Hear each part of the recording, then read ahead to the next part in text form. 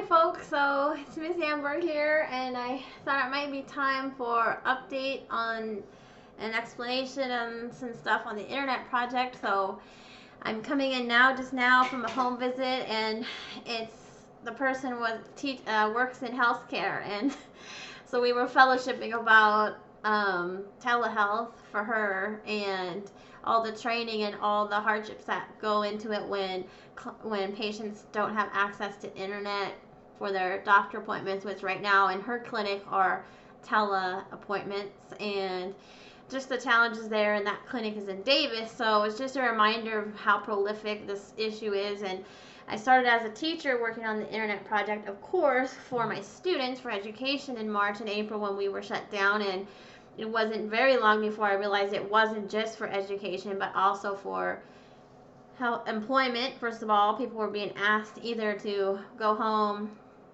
and work from home online, or were losing their jobs and had to file for unemployment online because all of the social services and offices were closed during the beginning of COVID. But also for healthcare, because I had high need students who needed specialists, who needed their appointments to be telehealth at the time, so by video call. So not just setting the appointment, but attending the appointment. And then later discovered also for elderly folks or just anyone with a regular regimen of checkups or something they were on, they became tele-appointment. So again, setting the appointment online and attending the appointment online via video. And then for veterans benefits later I discovered. So everything was online then, and the need was great in our area because there were either not providers, or there was a monopoly of a provider that was down more than 50% of the time, or there wasn't reception for people who were trying to do a hotspot type of thing from a cell phone. Different issues were going on, and so I started researching that, and I found out all the information from the beginning of time until now. And so those issues, whoops, you'll see me on that. I looked down a little bit. I have some notes here. One day I'll be smart enough to put it all in one presentation, huh? So we have the infrastructure issue where we live, where there wasn't any, or it was outdated, not maintained, copper lines and things of the past. And also the funding issues about how projects like that get funded, etc. Gaps in that, not just in the difference between something that's more urban and something that's more rural, but also how the funds for projects like that, what those sources of fundings are, and how things get funded, and where those fundable projects are, or are the funds even going to that project, etc. And then the context for us rurally here, but everywhere rurally. So everywhere rurally has their own context. So topography, carriers available, experience of user. I mean, it's incredible. So I'll try to walk you through some of this. So for infrastructure, it was like old copper lines. Some places had DSL, some places have something more advanced, some places have fiber, and there's a mix oftentimes of projects that went on but were abandoned, went on, and then maybe a subdivision was built on later, and so the original has it, the newer piece doesn't, or the original doesn't and the newer piece does, and as we even discovered here in Arbuckle. And then mapping. So not only the difference between what options are available to folks in terms of what's already there, what's already being offered, but there's mapping that goes into the whole thing. And there's the census block mapping, where if a single site on a block had internet, the entire block was counted as having internet, and these are maps that inform federal funding. So those maps were skewed by as much as 40%, because as you know, you don't really even have service in your own house, reception from the living room to the bedroom or something like that. So you definitely cannot count one site or use one address on a block as a qualifier for the entire block. So that's gone on nationwide. So there's funding that's been distributed that way based on needs maps that were the census block map though, and so therefore funding did not reach carriers who were providing to or promising projects in rural areas with the highest need. Those were missed, or yeah, just basically missed. And so, or used for funding and then not dispersed there. But just in terms of mapping as the criteria, left out a lot of high need areas by the nature of the process of mapping with the census block mapping. So there's funding at the federal level, which is the most sort of like the biggest amounts and the longest running funding was Connect America 1 and 2 programs, and those were using the mapping as criteria to disperse, and that's where I got onto our local carrier Frontier when I looked at those funding carriers who were funded by Connect America 1 and 2. Found out Frontier was one of the carriers funded by that, and then looked at where they said they dispersed to, which were addresses in Arbuckle such as Ohm Road, which we all know there's just a cemetery on Ohm Road. Harrington, Wisconsin, who are my neighbors actually, because I'm out on Marine, and so forth, and Wire Road and other places that I knew just were false, and asked people who live there, and no, that's not when they were connected, or no, they're still never been connected, and so on and so forth for each address.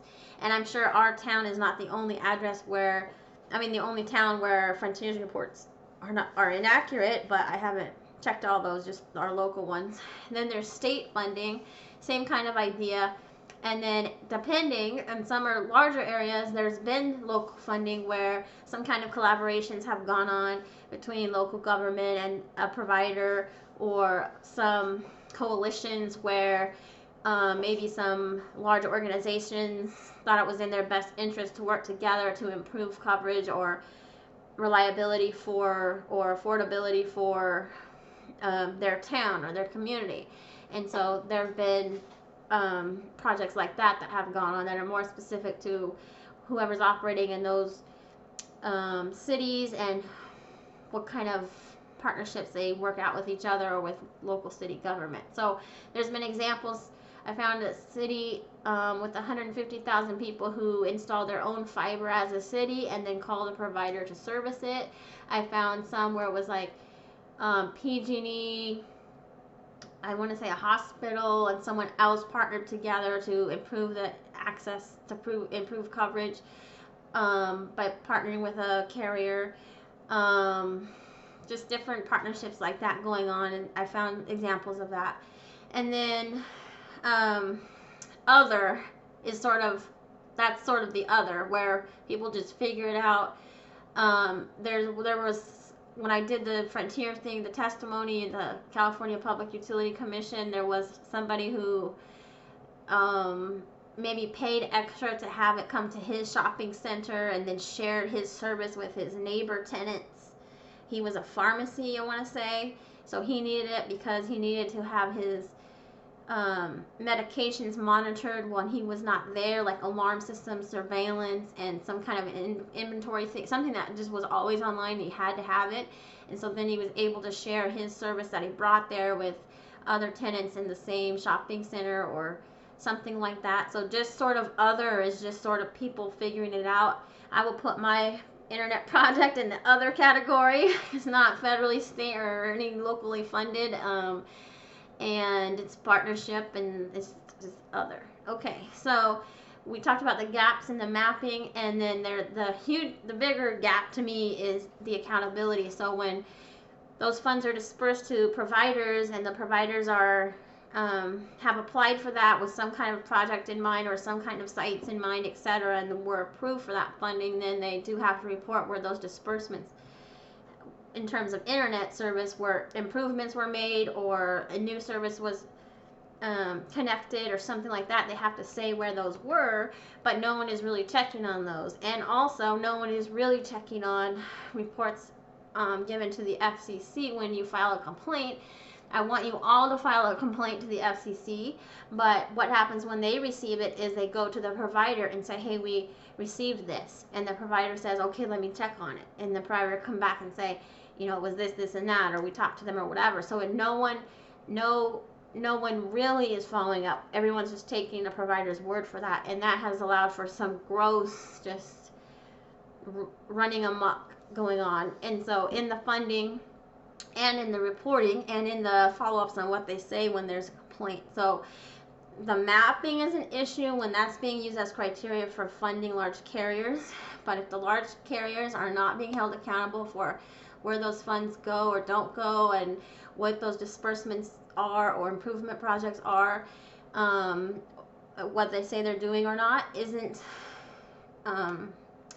followed up with some kind of an authority that is really going to actually check, then the mapping is not really, fixing the mapping won't fix it, if that makes any sense. So I see the accountability as the larger gap in this whole process than the mapping is, even though of course we want accurate mapping for, especially if it's being used as criteria. And there's been federal dissenting statements from commissioners even as they voted in the replacement. So Connect America 1 and 2 ended. They're bringing in another program, the newest Connect America 2, doubled down on the funding, but still did not address the accountability or the mapping. And there are dissenting statements even from federal commissioners who did adopt it, saying, hey, we still need to address these two issues. So it's a known issue. So context, of course, is different. Urban, suburban, rural, ultra rural, I'll call it, and even between carriers, what coverage is where, what type of technology, and affordability. So we know the need is for employment, K-12 schooling, college access, healthcare, and veteran services. And so for employment, it was for teleworking, and also, as I mentioned, the unemployment issue where people needed to file for unemployment, but nothing was physically open and they were required to do it online. But in K-12 learning and teaching, it's sort of two different things. So there's the distance teaching piece where all those items need to be in place for the teaching side of it, the staff teachers. And then for distance learners is a whole nother thing. So what devices do they have and the kind of connectivity they have and so on and so forth. Also professional development around this. So for teachers to receive PD right now is virtually, but also in general, like, do people know how to use the tools that they have that are virtual? So an example could be like in March, I was so excited, oh, we can go to these websites, we can land on Mars, we can do all this stuff. And it's sort of like, yeah, if you have the devices and you know how, and you have a connection and you know where those resources are and how to use them. So the professional development has pieces to it, like the tools, the actual development, and the resources. It's the whole piece. So there's the teaching part. Do you have the equipment to teach with? Can you teach online? But also all the rest of it. So an example was in my classroom doing concurrent teaching and having a two-way speaker or not made a world of difference, right? So it's sort of, that would be an immersive environment for a student, or would it be, depending on one little piece of technology. So the professional development side and the tools, using the tools, what tools there are. Do we have subscriptions for all that, equipment for all that? Do we have the PD available to us to watch? Because do we at all have a connection or that's reliable? Let's say you're asked to be shut down, go home again, or the power goes out, or different things that have gone on. All plays into this. Extracurricular, so we're talking about all these, not just sports and stuff, but all of them. FFA, 4-H, every kind of sport, any kind of hobbies, musical stuff, community stuff, just all of it had to be some kind of modified thing. So virtual, halfway in person, distance with some tools, trying to do what you always do, but with some different tools and a different type of model, right? So, and then student services. So this is still all K-12. This is K-12. This is mental health. This is advising. This is parent meetings and school site councils and all this kind of stuff. So all of these things, of course, I'm kind of elaborating on this one because I'm a teacher, but it's not just like, do you have internet and do you have internet and do you have a device and do you have a device, you know, and even to sometimes camera or whether they have a mouse or not, and all of this. And then how do you know how to use it? Can you train the family? Does the student know? Does an older brother or sister know? On and on and on. And then add into those layers interventions or stuff we normally do after school time, or one-to-one small group things, and then all of the other, like I said, extracurricular that goes on, and even something like now we're reading online, and it's just a lot. Okay, college. So K-12 solutions are not college solutions, right? So an example for me, near and dear to my heart, is my high school dual enrollment group. So they're high school kids that take college classes in the evening or in the summer, and well, they were in the evening before, and then they went online. So with a cell phone hotspot to their Chromebook, they were able to complete their class and then take on an additional class in summer online. So they were growing while other high school students were stuck. But I can't tell you how many families I've heard in our area whose students were attending, for example, community college, as over 18, have already graduated and gave up their semester because they could not figure out the distance learning piece. So either not internet, not the connection, or just how to be a successful distance learning student, right? It was all very sudden and very new, and different levels of support, different levels of experience. And so we lost a lot of students at the community college and college level in those initial phases. So this is important. This internet is where college is right now, is online. I've talked to community college admin who say we don't think we're coming back this year, period. So this academic year, right? So this is not K-12, right? This is over 18 or 17 and 18 and older. And in my case, my dual enrollment kids are not seniors and juniors. I have freshmen and sophomores. So it's not just that older senior crowd that we're hoping we get them somehow college online.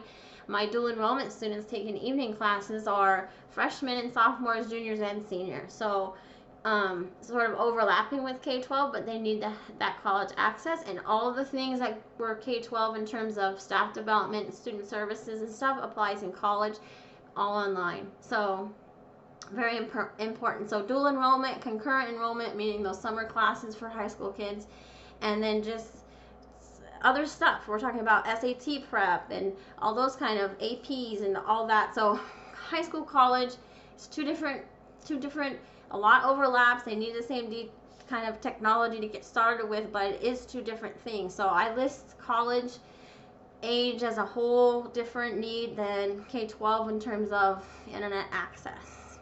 Okay, healthcare. I mentioned high need students that I had where they needed to make and attend their appointments online. Appointment setting, of course, adults and specialists. Talked about veteran services. So veterans also, their appointment setting, their appointment attending, and submissions. So they have to submit documents and this and that. That's also online. So my project was for coverage and affordability, which are two main issues here. Coverage, I wanted to do the highest needs first. I wanted to be connected by January. I needed some special sort of thing for mobile home parks and apartments and RV parks. For affordability, it was about installation fees. So there were geographic areas here who had some options other than Frontier, but had huge enrollment fees. So $225, $200 enrollment fee for a working family in the pandemic. It just wasn't possible or affordable for them. So there was maybe an option, but it wasn't affordable, or they had high plans. Their monthly plan was high, or equipment fees, different stuff that factored in there. There were other barriers like credit checks, stuff like this that prohibited people from enrolling. There were carriers who had low income programs but kind of obscured those, and so no one knew they were there, or they were there but they had so many steps you could never really get through all the hoops. Just different stuff like this that made things out of reach. I talked about the fees and the other barriers. So some progress that's going on is that we did connect Grimes and Dunnigan. We're just now connecting Arbuckle South and Arbuckle North. We are already in Williams and Maxwell filling in coverage, and I've been talking to Willows. So we're just going kind of north, and then we'll duplicate over to the rural Chico area, so we can have things like up to Orland, across Hamilton City, Durham, Princeton, Butte City, coming backside of Gridley, backside of Colusa, right? So the advocacy is another piece. So another whole thing in this is advocacy, not just advocating for families or educating families on what's out there and what to do and where resources are in general.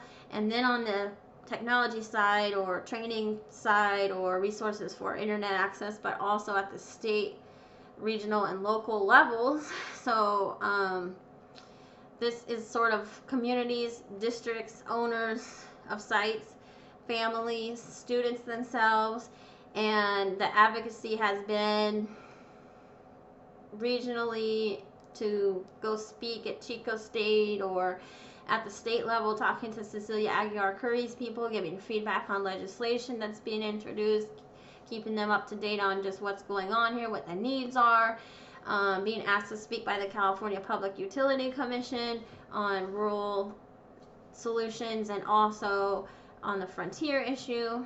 And then that's a whole other job, the advocacy part.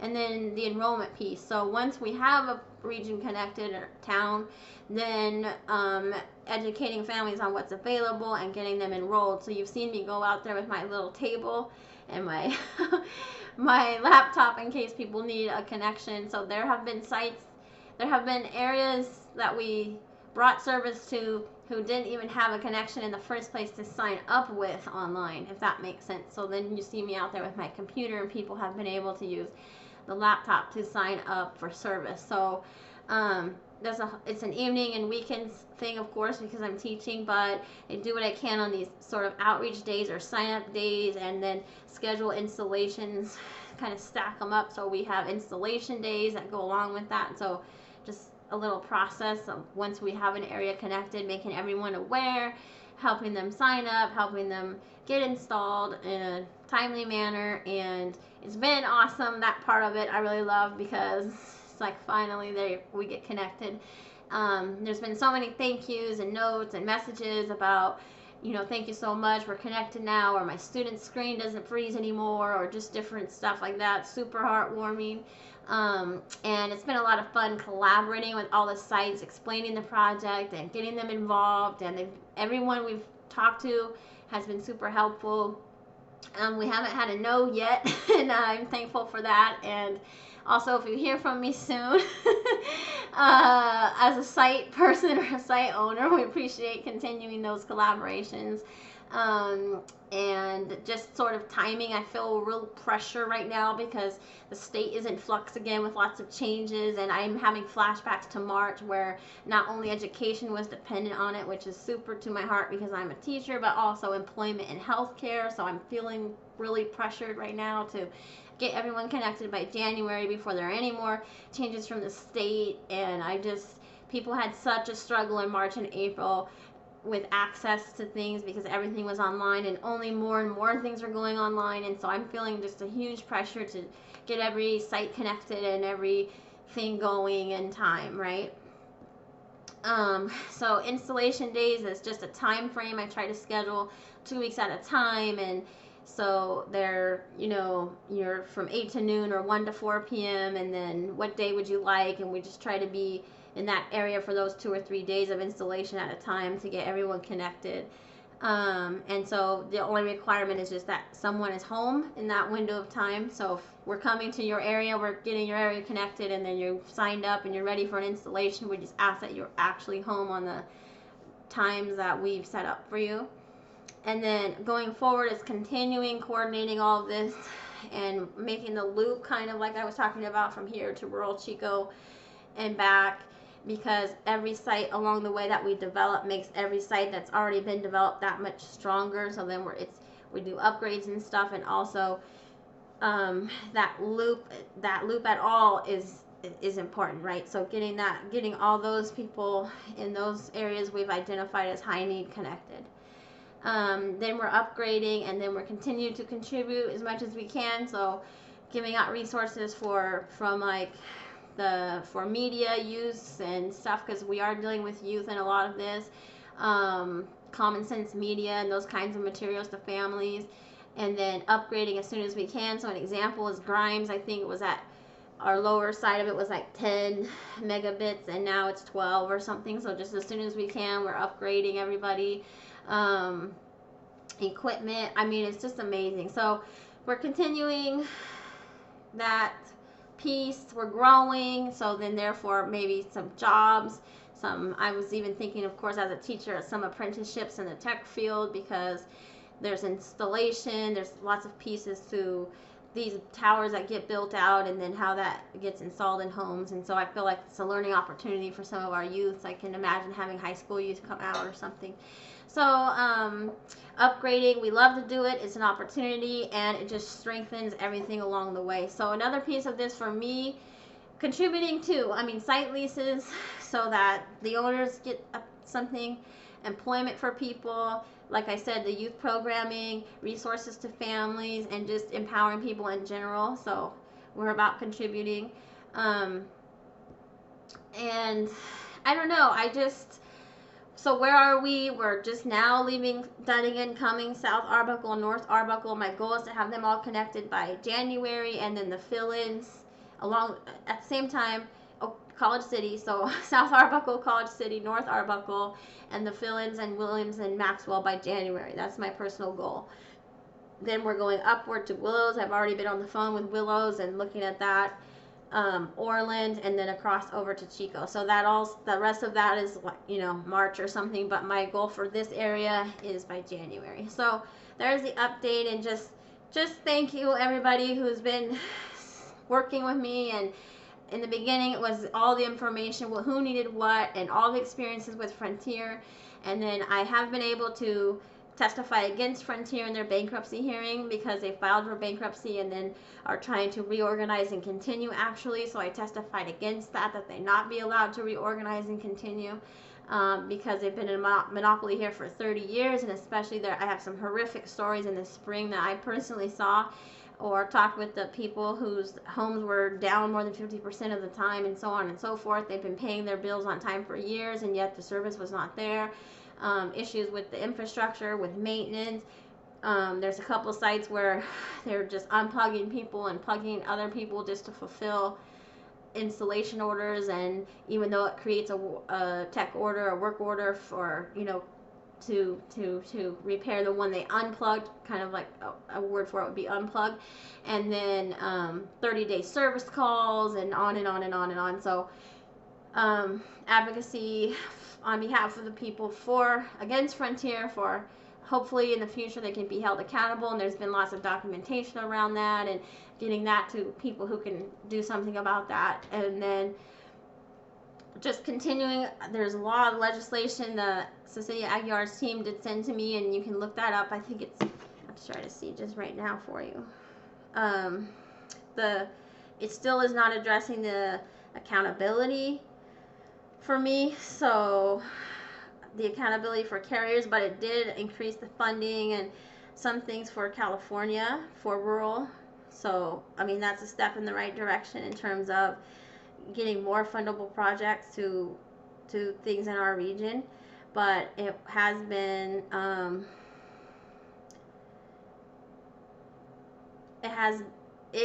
for me fell a little short without the accountability. I still say that it's not there. We're not there yet. We can build on that, but it's not the answer. I was just looking for what bill number it was. I'll get it to you. So it's an update. I want to say thank you. I want to let you know where we are and just all the pieces to this. And really thank you just for working with me and sharing and asking and waiting. I know some people, when are you coming? When are you almost done again? And they waited and they did get connected. It's been exciting, and that you would believe in that. And also, on the contribution piece, I really hope that we're sort of setting the bar for how carriers and providers in the future who come here treat how they learn to service our area. I hope that we don't have a repeat of Frontier or some of these monopolies or some of these huge carriers that just blast people with fees and different things, different barriers. Obscure programming that was meant for families who are low income. This is 70-something% low income district. So even at 200% of the poverty level, a family of four is bringing in $40,000 a year. So to have some kind of $200 and something fee, not even their ongoing monthly payment is included in that, but just to have some kind of installation at the beginning is really steep for a family like that, and that's the majority of our families. And so I hope that providers who come here and want to serve our area, take our work here as sort of the bar for how to treat our residents when they come to provide a service, and that those kinds of prohibitive practices, oppressive practices, just things like the false reporting, the bad maintenance, the customer service that's atrocious, or 30 days for a tech call is ridiculous, and that the way that we do our project, I hope, sets the bar for how providers, I hope they learn from us on how to treat people and what kind of responsibility it really is to serve people, and to do a really good job, and to do better than a good job whenever you can, and to not take advantage of a population that's dependent on something like the internet for every life aspect, and instead be collaborative with community and be supportive and really fulfill needs instead of just take what they can get. So anyway, thank you everybody. I know it's long, trying to get you caught up. And so just after the turn of the year, we hope to duplicate to these other rural areas that have the same issues as us, which is an honor to get to other parts of the world that are the state or Northern California that have had the same struggle. And it's a lot of fun to say we have a solution and this is how you can do it, and get everyone sort of like they're hopeless. It's been a hard year. They're in despair. There's just not seeming really like any good solutions going on. Everyone every day is struggling with their internet's dropping, the screen is freezing, or if it's connecting at all. And someone was saying that there was some minimum kind of Mbps they should have, and theirs was like kbps. It's like less than a megabit, and all this stuff like this. And so it's really exciting to go, hey, I've been where you are, and we're here to help, and we're here to get you out of that, and give you a real quality experience. It's exciting. So anyway, thank you for sticking with me. Just an update, and thank you.